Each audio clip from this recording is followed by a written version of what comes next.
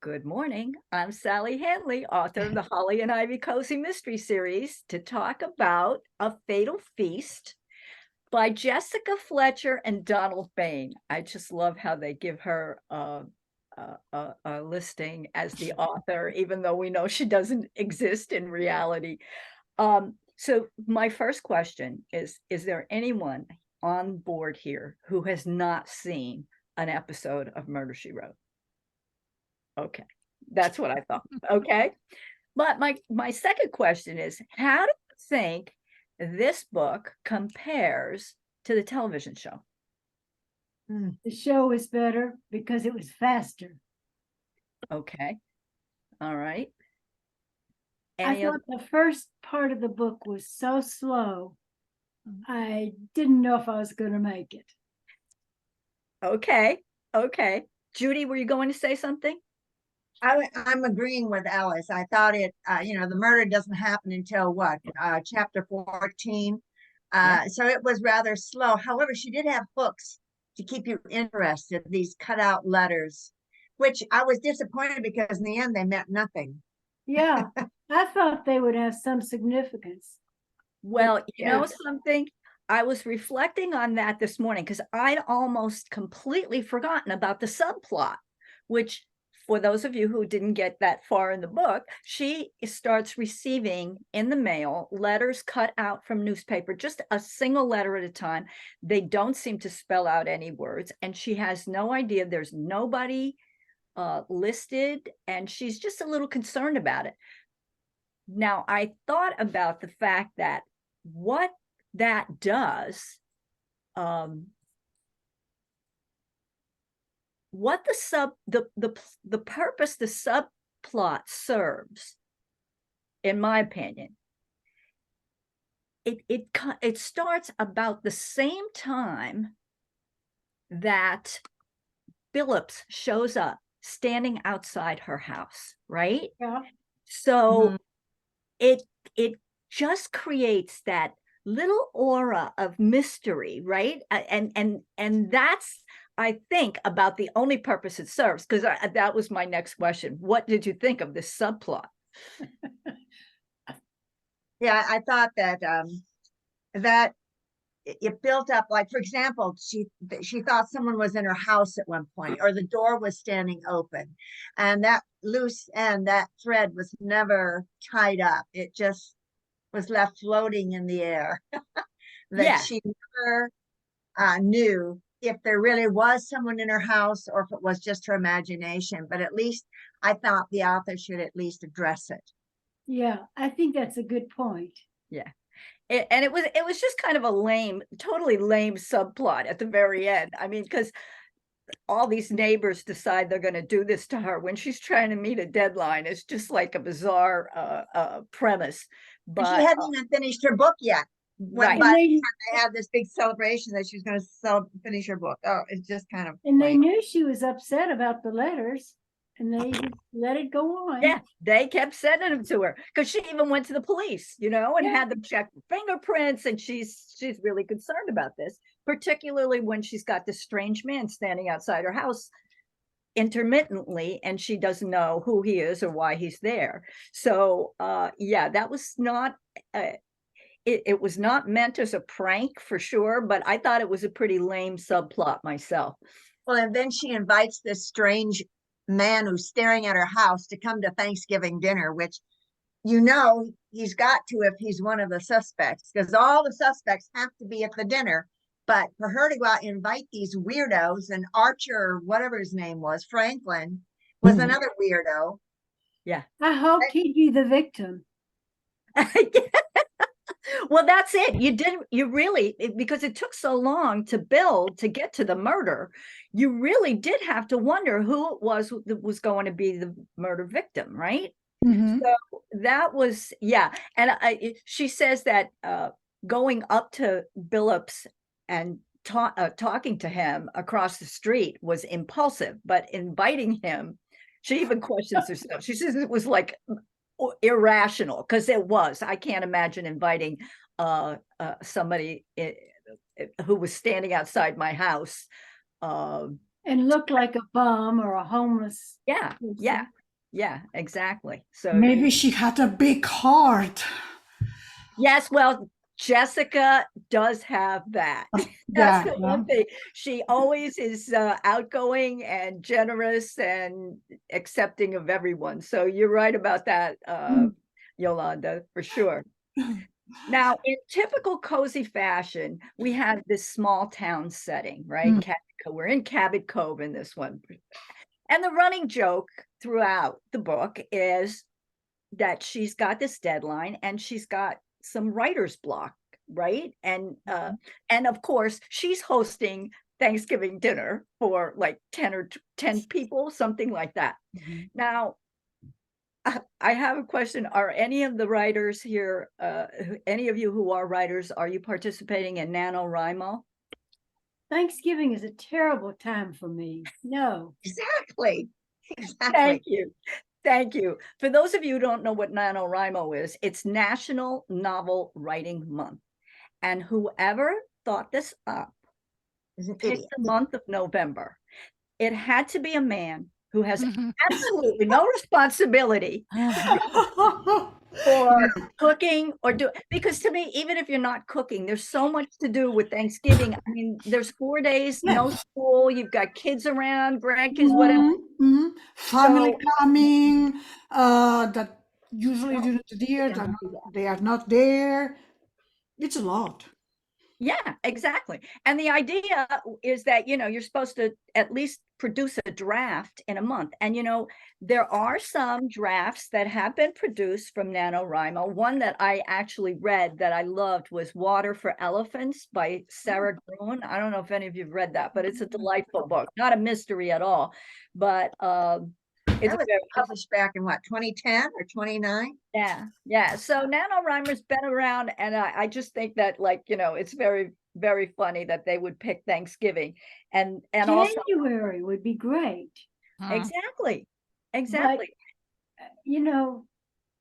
while it's still winter or even February. Right. But Yeah. So right long before the time holiday, ago. the Christmas coming, it's too much. a long time ago, Ellis, I did participate once or twice in something that was called JanoRimo with that in mind. It was something, and the few things, January has 31 days, not 30. There's no holidays. You can put it like you can make it your New Year's resolution that you're going to do this. So I did that a couple times. I failed miserably.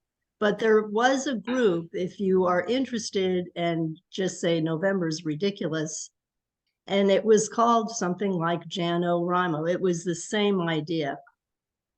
This was probably 10 or 15 years ago that I tried it a couple times, but if anyone else is interested.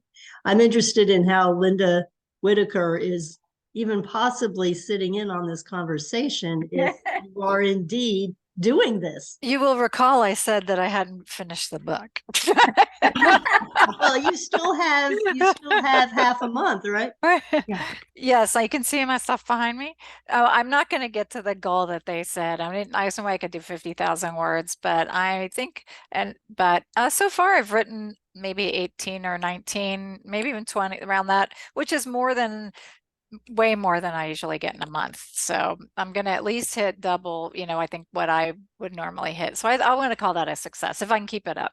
I would say so. Yeah, but you get, now I'm like this far through and I'm like, oh, all that stuff that I thought, so I'm trying to outline more, like it's falling apart, right? You get, as happens when you get into a book, you're like, oh, that's not going to work. Now what do I do, right? Exactly. But anyway. When do you do your writing? I've been Or how getting do you- mostly in the morning early, a lot in the morning. So try to be done by around noon and then have my afternoon. So it sounds like Jessica Fletcher is at the stage you are, where she's gotten to a point where she just can't figure where to go with this book that she's writing. There's a couple of times in the book, there's a reference to the fact that murders occur where Jessica is. She even says, murder seems to follow me. Now, that is a problem for writers of series of murder mystery series, where the main character is a detective or a police person who, you know, is involved in situations because of their work, right? Does it bother you that, you know, chances are if you're invited to Jessica's for dinner, somebody's going to get killed, right? It's dangerous. Does that bother you, or do you just accept that? I just accept it as part of mysteries. If you're writing about someone who's not a cop, it's going to happen if you got a series. Yeah. I like expecting it because I like cozy mysteries, and you know, readers want reader expectations. We want somebody to die. Yeah. You know, that's why we're reading the book. You can't have a murder mystery without a death.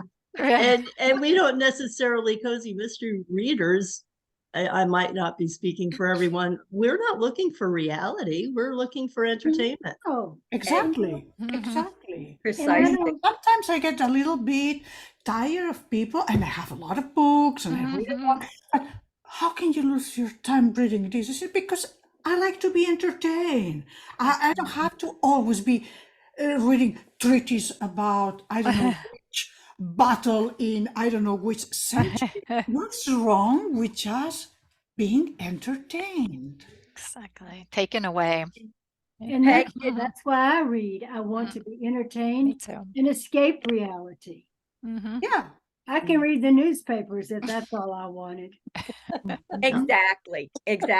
And Peg, your blog, your guest blogger, Peg has a blog, and she had Lois Winston as her guest blogger, who was talking about exactly this and about holiday books besides, you know, books and I said, I wrote a comment that, you know, yeah, sometimes when it just gets a little too crazy and all the things on your checklist, you can't seem to scratch one of them off.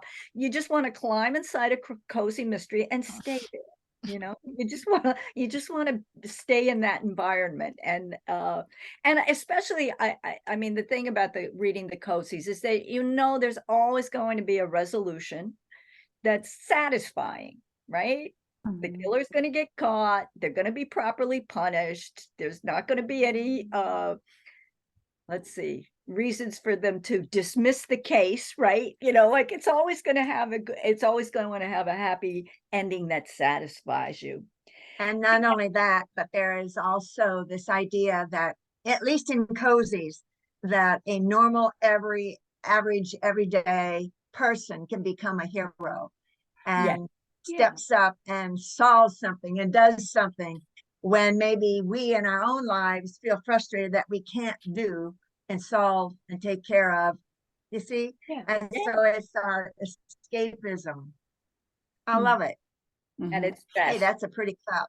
Did anybody Thank of you. you think that when I read the book, it reminded me of Three Pines Yes. and the Oh. detective, and there was this one mystery where a weird man stands in the middle of the town, and I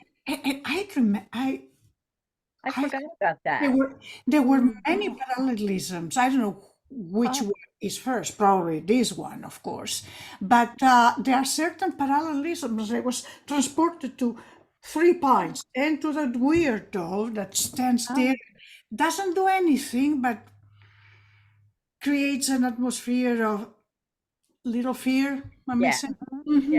Yeah. I just read something this morning about Louise Penny being classified as a cozy, which I never exactly put her, but when you think about it, she has the little, you know, group of friends that support her and Gamache. I mean, support Inspector Gamache, and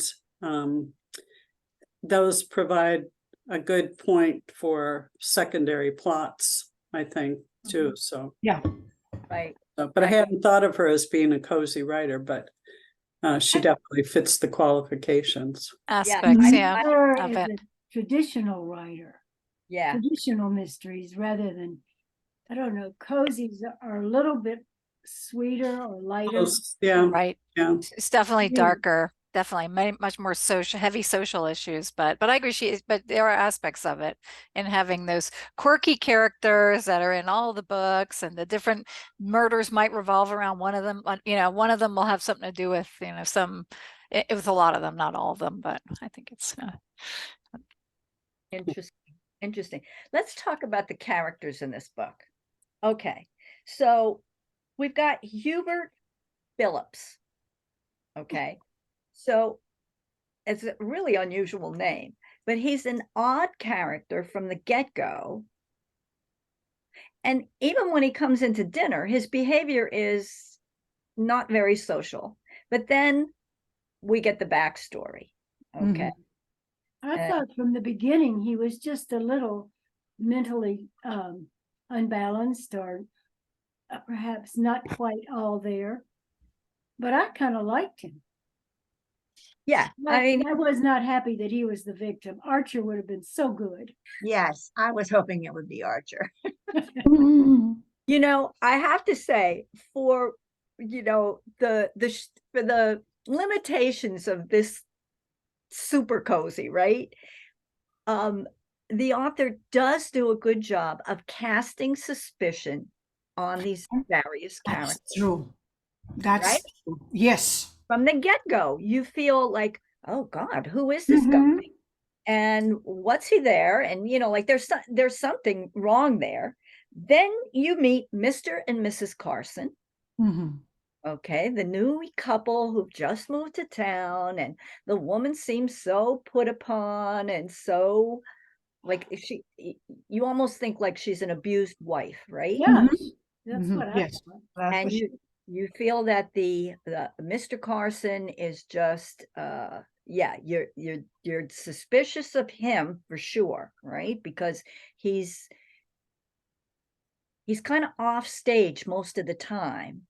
And he's not social, he's not sociable, he doesn't seem to, which is why I'm surprised when they show up for dinner that he agrees to come to dinner too, right?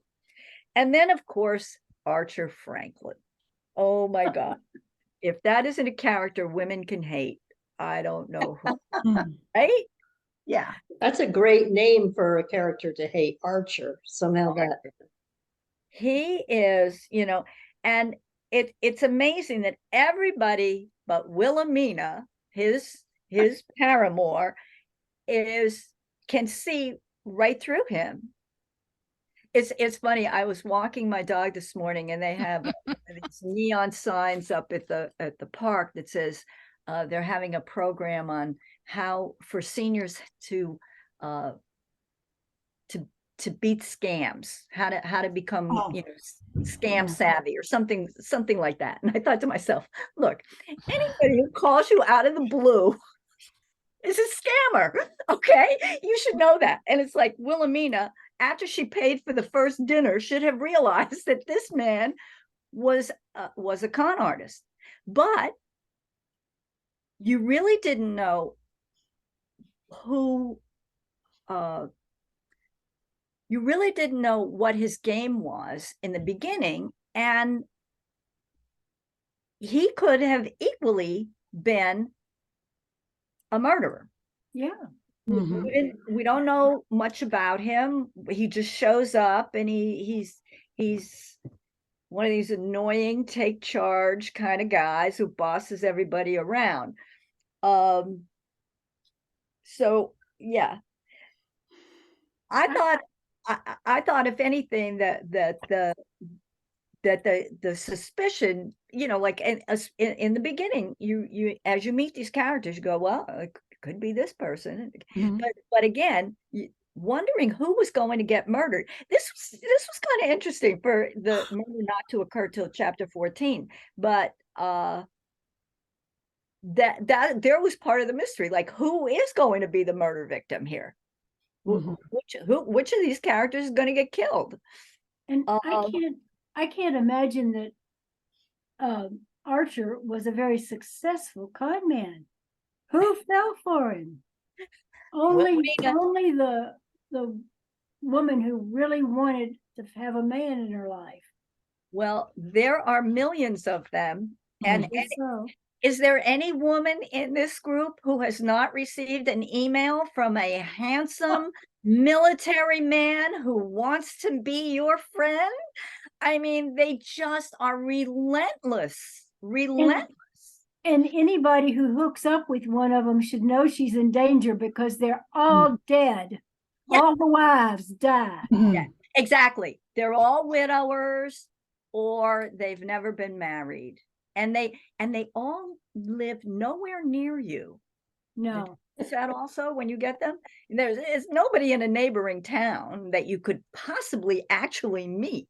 So and I did have a friend who kind of felt she didn't lose any money, but it got to the point where the guy was, like he was in Greece, I think, and he just needed, $20,000 or $30,000 to get, like until his money got freed up to, and it was like, oh my God.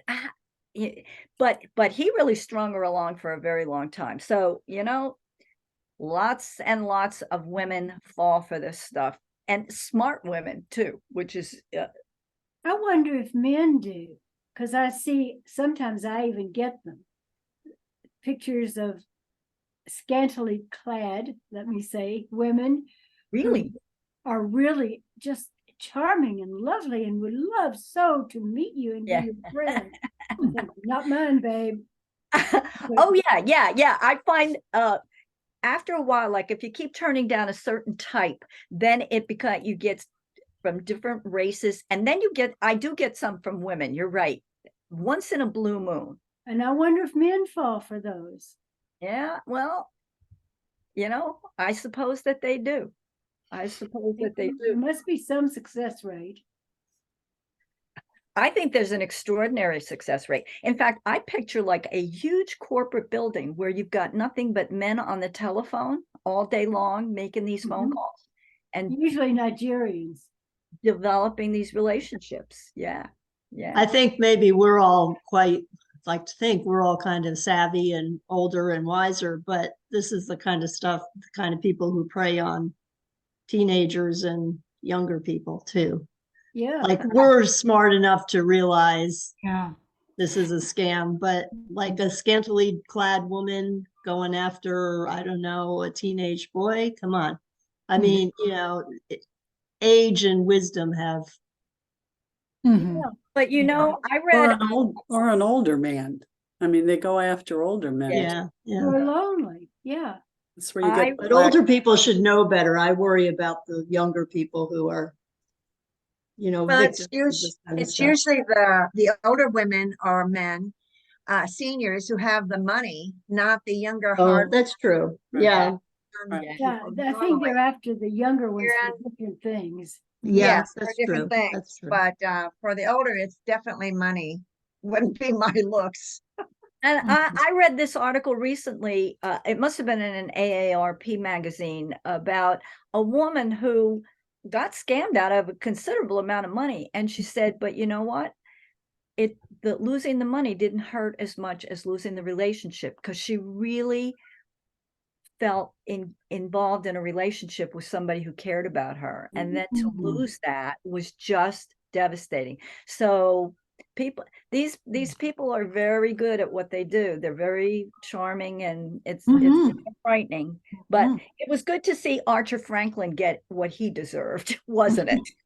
At least they were looking for him. Yeah. Wilhelmina finally used her cane for a good purpose. Beat him. Yeah, exactly. Now, of course, we've got the regular characters in the book as well. Seth Hazlitt. And it still amazes me that he and Jessica never hook up, right? Right. Yeah. And then Mort Metzger. Was anybody else, if you were a watcher of the series, is there anybody else who was surprised to find out that he divorced Adele and remarried Maureen Metzger? I didn't know about that. I didn't know about that. Yeah, I knew when I saw the name Maureen, that didn't sound right. And so I actually went on the internet to search it. What happened to Adele Metzger? And yeah, they got divorced and she went back to New York, which I don't know. I don't think that that ever happened on the TV show. It must have happened within these books. By the way, Donald Bain wrote 42 of these books. Wow. Good grief. 42. Wow. He was a ghostwriter for many other series as well. And he wrote some books on his own, under his own name.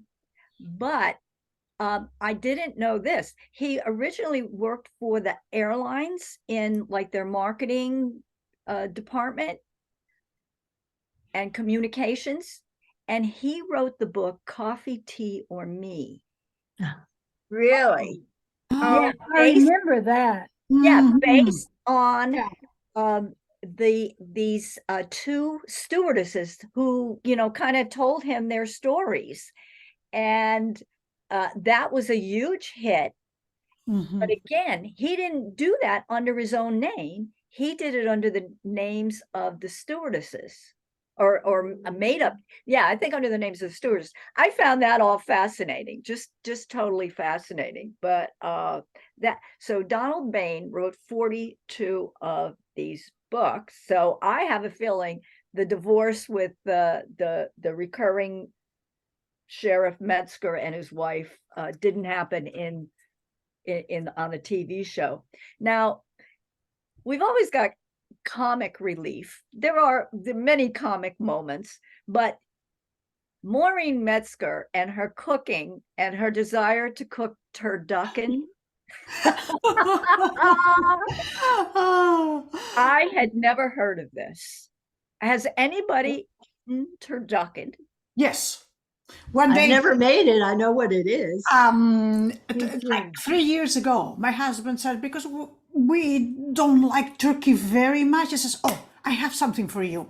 And he said, turducken, and I couldn't even understand the word. I cannot repeat it. And he said, oh, you will see, you will see. It's a layer of chicken and a layer of duck and a layer of turkey. And he made it all by himself. We still didn't like it. It looks super pretty inside with the 3 colors, and of course, but What about a pie cake and I What's cake that? it. have pies That's a new beside? one. It's Oh. a 3-layer cake. If you Google it, there's all kinds of combinations now. But I did it at one point with pumpkin pie, apple. I think it was apple pie, or maybe it was pecan, and spice cake. That was kind of the first one. And how did that go? Oh, it was really good. I mean, Oh, it's a million calories, Better than turducken. but it was very good. But you can do it Okay. anyway. If you Google it, you'll see there's a million different oh, combinations.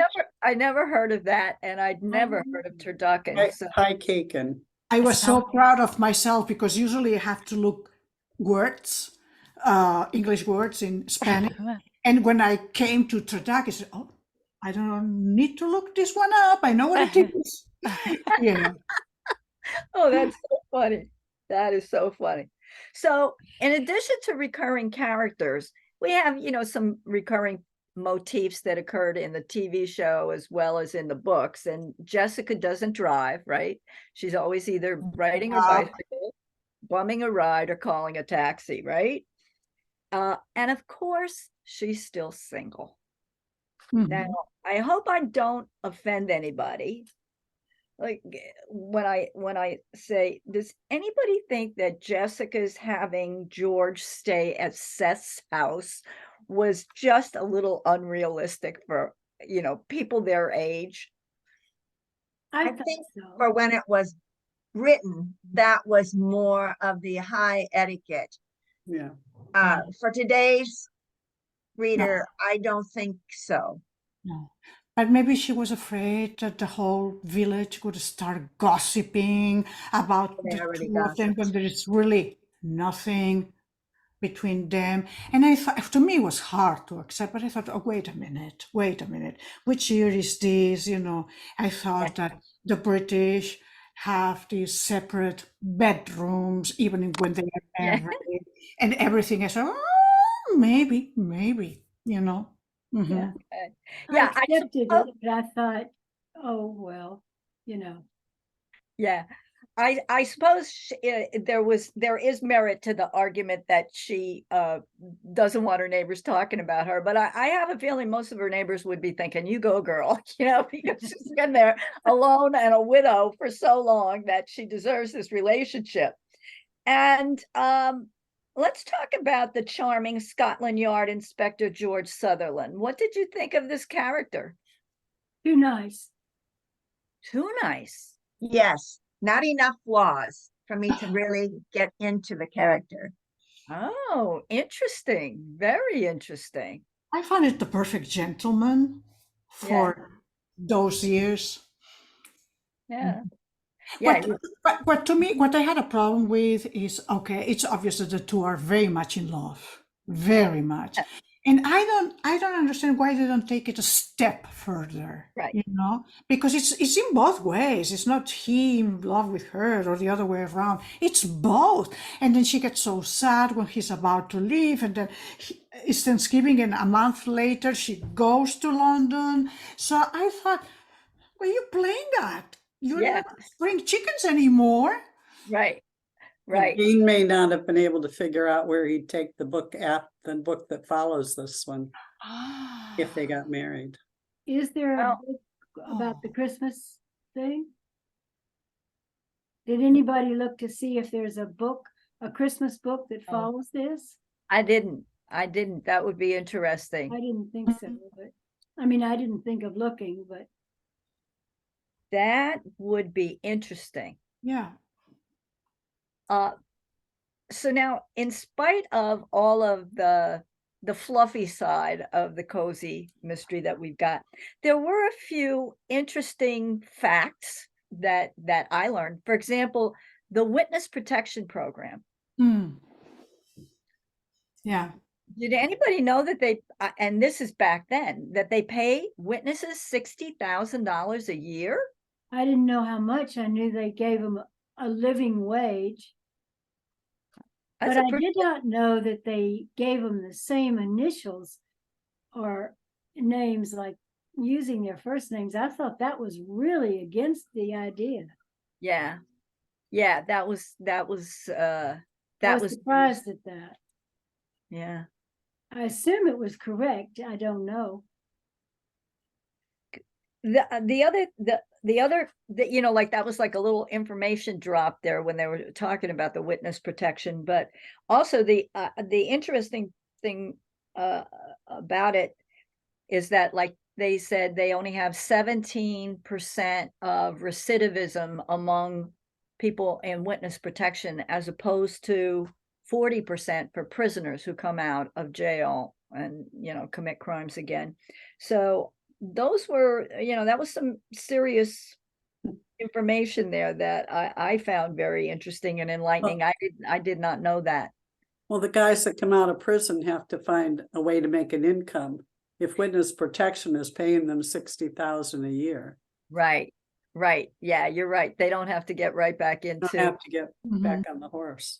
They're also set up and everything else when they go into witness protection, whereas a prisoner coming out doesn't have that opportunity. He has to make his own opportunities.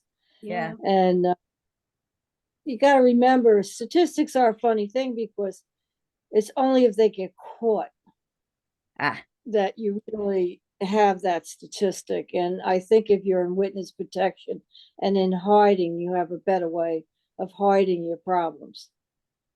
Yeah. Interesting.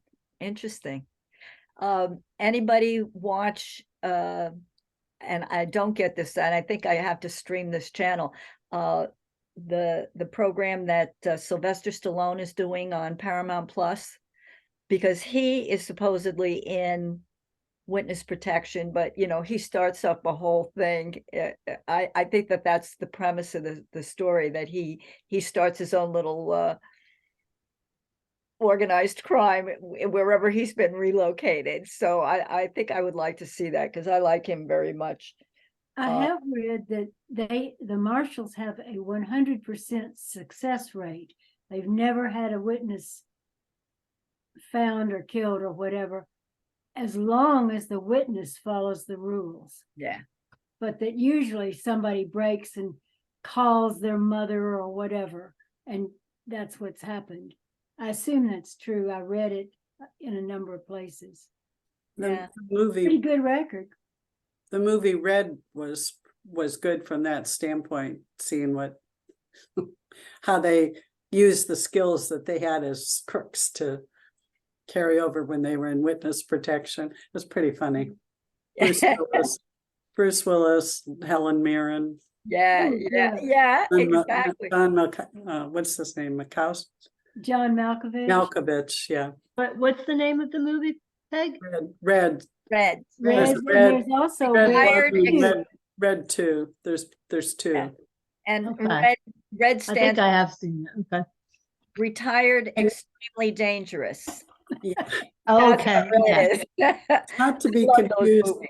I love those movies. Helen Mirren, when she is just shooting up the place, is just the movie. Just to see her do that is worth the watch. Yeah, and don't get it confused with Red's the one that Warren Hi, Beatty. Diane Keaton. Yeah. Yeah. That's what I was, that's why I asked for you to repeat it. Thanks. which one did you say? I saw Reds long ago, which was about, Wasn't Russia. Warren Beatty in it? yeah, Warren Beatty. yeah. So that's that's why I was not that confused. Red. That's not the one to watch. Okay, yeah, got it. Oh, Thank you. This for is the comedy. fun. A lot of fun. Not exactly a cozy. Red or Red Yes. too.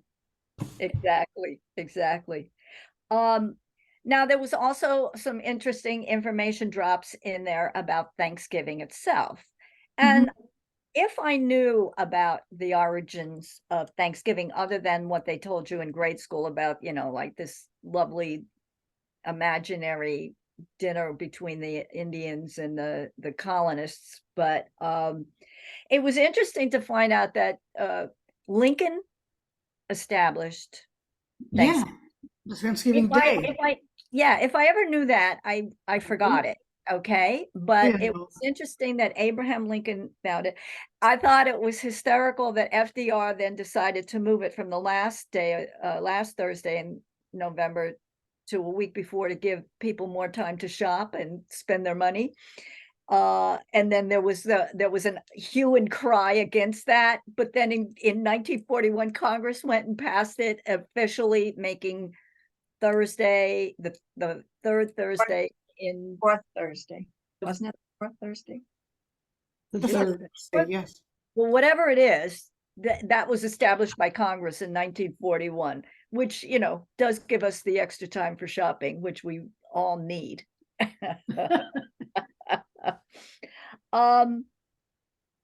So, this book may have been a little bit more formulaic than some mysteries you read. I mean, mysteries basically are a formula, but this might be a little more formulaic. Is it, though, just because we're so familiar with the Murder, She Wrote setting and characters and those things? Does it feel more formulaic because we're familiar with it? I would, since I haven't read any others, I don't know if this was his best book. But, my suggestion, if you want to read a good cozy, try Sally Handley or Cindy Blackford. They are better. Better. I really enjoyed Blooming Treasure, and I love your Jessie. Thank you. Hewitt. Those are more interesting. They move faster and they're fun. Well, thank you for that, Ellis. Yes, thank you very much. Cozies, I'm serious. I think they're better done. But Sally, what you're saying about formulaic, I didn't read the book, but if it's a cozy and the body doesn't drop until chapter 14, that's not the formula that I write my cozies Right. under. Yeah, you're right. You should have gone with the formula. Yeah. Actually, even if you think about the TV shows, they usually do follow this, though, but because it's a TV show, it's faster because you usually get acquainted with all the characters there's more time spent like Yeah. that before the murder actually occurs. So that's kind of interesting. So, you know, Jessica Fletcher and Cabot Cove are not very realistic, but I mean, let's face it. Is there any franchise that could be more successful than Murder, She Wrote? It's streamed on just about every cable channel, right? In Spain too back then. Imagine Spain. Oh, Yes. wow. My mother and I used to watch all of them, you know. So yeah, it's not only every channel, it's a lot of countries, I think. Yeah. I remember when, you know, I used to watch it on whatever it was, CBS or whatever channel it was on, back when we just watched, you know, regular network TV. And I remember reading something about one of the reasons it was so successful, and it was exceedingly successful, is it was Sunday night. It was a Sunday night program. And that's exactly what people needed on Sunday night to get themselves relaxed before the work week started. It might not have been quite as successful if it was on Friday night. The fact that it was Sunday night at probably 8 o'clock was key to success. I didn't know that. That's interesting. Wasn't Ed Sullivan on Sunday nights I don't remember Yeah, that. before that. I think so. before Jessica? But he was way earlier. He wasn't on, those shows weren't on anymore by the time Murder, She Wrote hit. So, yeah, it's true. It was Sunday night, and I always looked forward to it. I loved it. I just loved Jessica Fletcher. I don't know if any of the other actresses might have pulled it off quite the way Angela Lansbury did, but she was really, it was good. Yeah. And it's interesting, if you go back and you watch any of the early shows, she was very dowdy in the beginning and got much more glamorous as time went on. You know, her clothes, her hair, it was interesting to see that the transition of her. But now I do want to introduce one element of realism about one of the pieces of Thanksgiving information, because it's also going to segue to, and you'll see why in a minute. I did not know that the Native Americans have deemed or given Thanksgiving the name Day of Mourning. I didn't either. That was new. Okay. And we all know why. And I just want you to be aware that Peg has selected, Peg Roach, for anybody who joined us a little late, is going to be the moderator for the 2024 first quarter of Mystery Book Club. And we are reading books that feature Native American characters. The first one, Killing of the Flower Moon, is that Killers? Yes. Killers of the Flower Moon is going to be the first selection. The second is going to be Winter Counts. And maybe some of you saw Hank Philippi Ryan interview the author of that book a couple of years ago when they were doing the conferences online. And that book I have read already, and it is excellent. And then Peg's own The South Spit Murders. If any of you aren't familiar with Peg's work, she writes murder mysteries. Her series is the Nora Brady Nurse Detective series. We've got a really interesting character there. She's both a nurse and she works for the police. I have read your books. I didn't even know they were you. I have read one of your books. Yes, I didn't. Which one did you read? Oh, I'd have to look it up. Let's see. Let me see. Oh, let me look. Hang on. Let me see. It wasn't, Thank you. We're going to read South yes. Spit Murders is what we're going to read. It was. Let me see. What's the name of the third book, Sally, again, please? Mystery. The third book is The South Marion. Spit Murders. It was the hunting on Dunbar Lane. So that is what's coming up in Oh, sorry. in January, we start with that. But in the meantime, two more questions. Did anybody guess who the killer was ahead of time? How far in early on in the book did you determine who the killer was? It took me a while, Yeah, I a long while. guess easily. When Jessica figured it out, that's when the reader figured it out. Pretty much, yeah. That was it was kind of startling. Because I really I was, well, there was a moment, I think, when the wife behaved oddly. I can't remember what it was now. And I It thought, was odd, pretty odd, but yeah. And then I thought, well, there's a possibility there, but I didn't, like, it didn't stick with me. I didn't suspect her. Yeah. But I thought it might, at some point, I thought Victor was a possibility. Yeah. Vincent. Yeah, absolutely. What did you think about the ending? Were you satisfied with the ending?